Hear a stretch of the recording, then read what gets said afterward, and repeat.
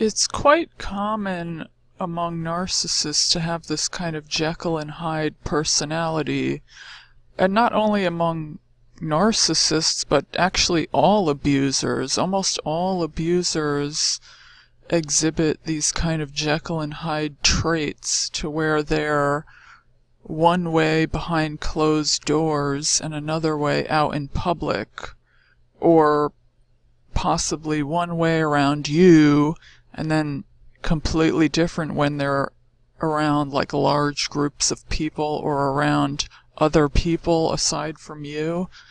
So that is kind of the yin and yang of the narcissists that kind of makes them tick. It's this kind of black and white dichotomy of behaviors. So it can be quite confusing if you don't understand it and you haven't quite put the pieces of the puzzle together yet. It kind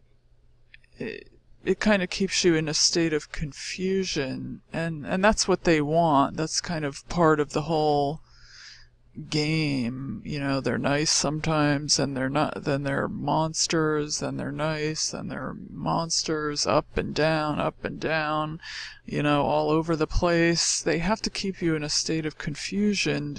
So if you can think clearly, you can figure everything out. If you're constantly confused and have this person in your face and twisting your reality around, then you can't figure stuff out. So that's why it's essential that you have to first get away, and then you're going to be able to see everything clearly. When you're in the midst of these predators, they have the ability to keep you in a state of confusion, because they're just going to continue to manipulate you. Every time you question anything, they're going to brush it off and gaslight you and make you feel like you're the problem and nothing's wrong with them. And, they're just going to have you going in circles. So you have to first step away from that situation, and everything's going to start to become extremely clear, like crystal clear. Whereas before, everything was just a complete state of confusion. And they love this. They actually enjoy keeping you in that state. That's the game. That's part of the game. And they enjoy that because they know they're stressing you out, and they know they're causing all these problems for you. And, they love seeing you all frazzled, and, your life just goes to chaos when these people are around, and that's what they want. So it's this kind of Jekyll and Hyde personality,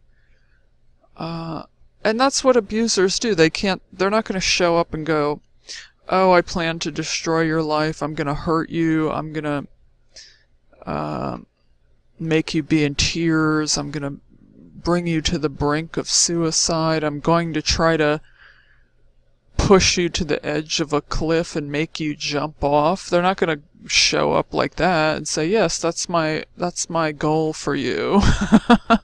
I mean, everyone would run for the hills if they did that. They have to show up as something that looks appealing, as something like some, sweet dessert that you just want to,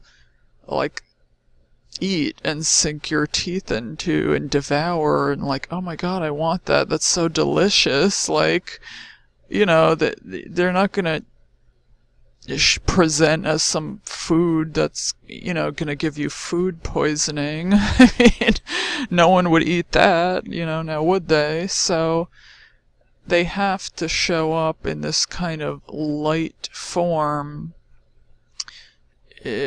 with the mask on, so you can't see the dark entity that's underneath.